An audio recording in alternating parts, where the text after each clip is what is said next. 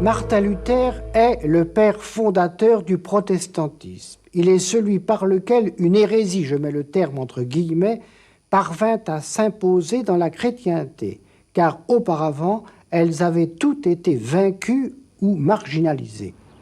Auteur de ce résultat qui stupéfia les contemporains, Luther est souvent considéré par les Allemands comme le principal personnage de leur histoire.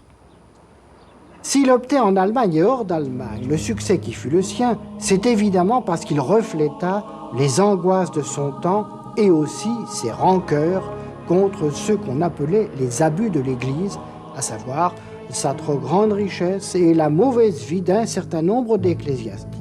Mais ces rancœurs ne doivent pas faire oublier une composante plus spirituelle du sentiment religieux de l'époque, la conviction, exacerbée par la prédication, que nous sommes tous tellement pécheurs que nous avons à redouter à notre mort le jugement de Dieu et notre condamnation à l'enfer. D'où notamment la peur de la mort subite qui, si l'on n'avait pas le temps de se confesser, risquait de vous envoyer en enfer. Quelle frayeur pour le pécheur, quand surviendra notre Seigneur pour tout scruter avec rigueur. Hélas, quelle excuse alléguer? Pour moi, quel patron invoquer quand les plus saints devront trembler? Jour formidable où l'homme en deuil se lèvera de son cercueil pour le procès de son orgueil. Luther est né à Eisleben en Saxe en 1484. Son père, petit entrepreneur dans les mines argentifères de la région, avait acquis une certaine aisance et il put envoyer son fils à l'université d'Erfurt. Un jour de 1505, alors que Martin, jeune étudiant, revenait de chez lui vers Erfurt, il fut surpris par un violent orage et fit ce vœu. « Sainte Anne, si tu m'aides, je deviendrai religieux. » Ce qu'il fit, malgré l'avis de son père. Il entra chez les ermites de Saint-Augustin d'Erfurt, où il fut un religieux scrupuleux. J'ai été un moine pieux, je puis l'affirmer. Et j'ai observé la règle si sévèrement que je puis dire, si jamais un moine est parvenu au ciel par la moinerie, j'y serais bien arrivé aussi. Tous mes compagnons de cloître qui m'ont connu peuvent l'attester. Si cela avait duré plus longtemps, je me serais tué à force de veille, de prière, de lecture et autres travaux. Ordonné prêtre en 1507, il fut envoyé en 1511 au couvent de Wittenberg.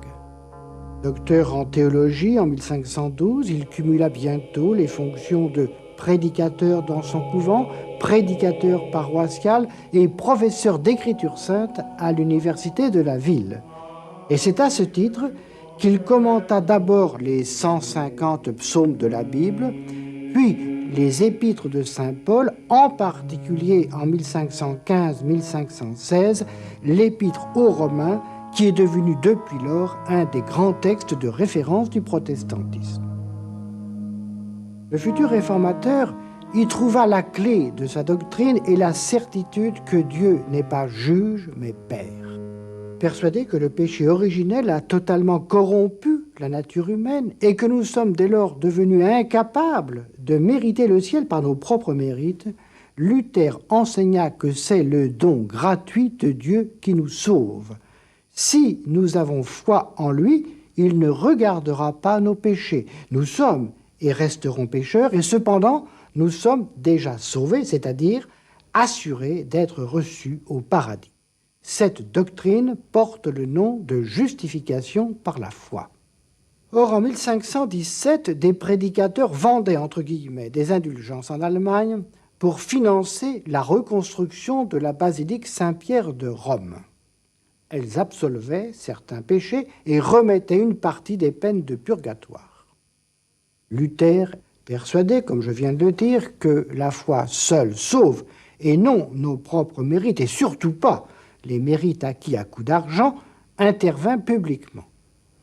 Il rédigea 95 thèses qui furent rapidement divulguées en Allemagne et y eurent un retentissement immédiat.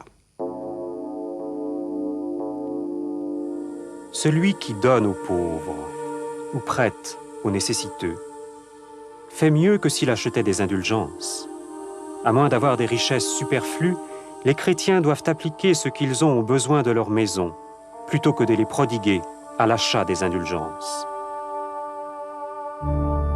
Diffusant bientôt ses écrits à centaines de milliers d'exemplaires, l'imprimerie rendit en quelques années Luther célèbre dans son pays et en Europe.